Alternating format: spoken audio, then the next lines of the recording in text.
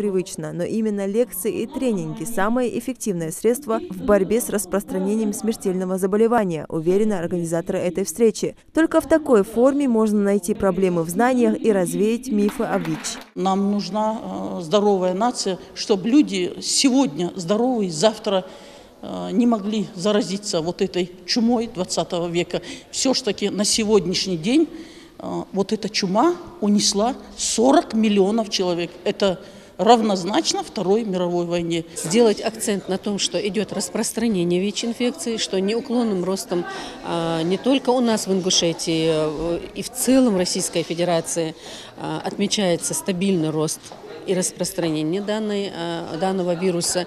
И это наша общая консолидация, это наша солидарность, объединение. Почему? Потому что силами медицины и здравоохранения или же нашего центра мы не осилим эту проблему. Сейчас проблема вируса иммунодефицита человека стоит очень остро. Только в нашей республике зарегистрировано более 1000 заболевших СПИДом. Треть из них женщины, остальные мужчины. Но официальную цифру можно смело умножать на 3. Далеко не каждый носитель страшного вируса подозревает о своей болезни. Многие женщины узнают о своем диагнозе только когда становятся на учет по беременности. На территории Республики Ингушетия зарегистрировано 1134 ВИЧ-инфицированных.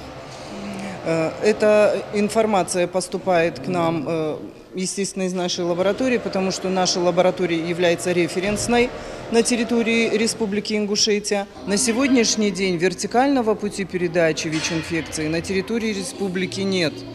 То есть мы назначаем терапию, мы отслеживаем беременных, мы ведем их за руку, и таким образом наши беременные ВИЧ-инфицированные, конечно же, на сегодняшний день рожают здоровых деток. На сегодня СПИД неизлечим, и единственный способ уберечь себя – профилактика. Чтобы защитить себя от заражения, достаточно вести правильный образ жизни. Благодаря сегодняшнему мероприятию мы узнали пути передачи, многое о СПИДе.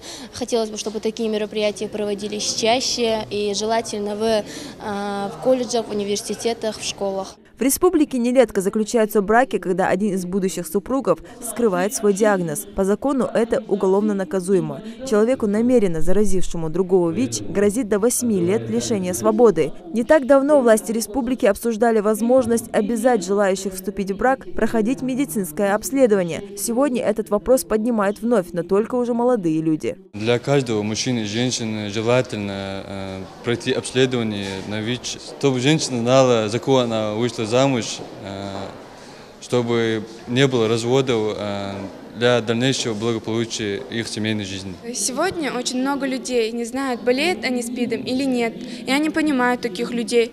Было бы лучше, если они в лишний раз пошли в больницу и сдали свои анализы, и тем самым защитили бы себя и своих близких. О СПИДе и о том, какую угрозу существованию человечества несет эта глобальная эпидемия, сегодня говорят во всем мире. Можно только вспоминать и оплакивать тех, кого уже погубил этот вирус. Можно долго и громко говорить о масштабах трагедии и о том, что это чума 20-го, а теперь уже и 21 века. Но совершенно очевидно, что для решения проблемы необходима совместная систематическая работа медицинских учреждений, духовенства и общества. Участники мероприятия надели вот такие вот красные ленты. Это международный символ солидарности с ВИЧ-инфицированными людьми, которые живут среди нас. Мы можем свободно контактировать, работать, дружить. Общение с людьми, которые живут с ВИЧ, абсолютно безопасно. Лейла Гайсанова, Адам Далаков. Новости 24.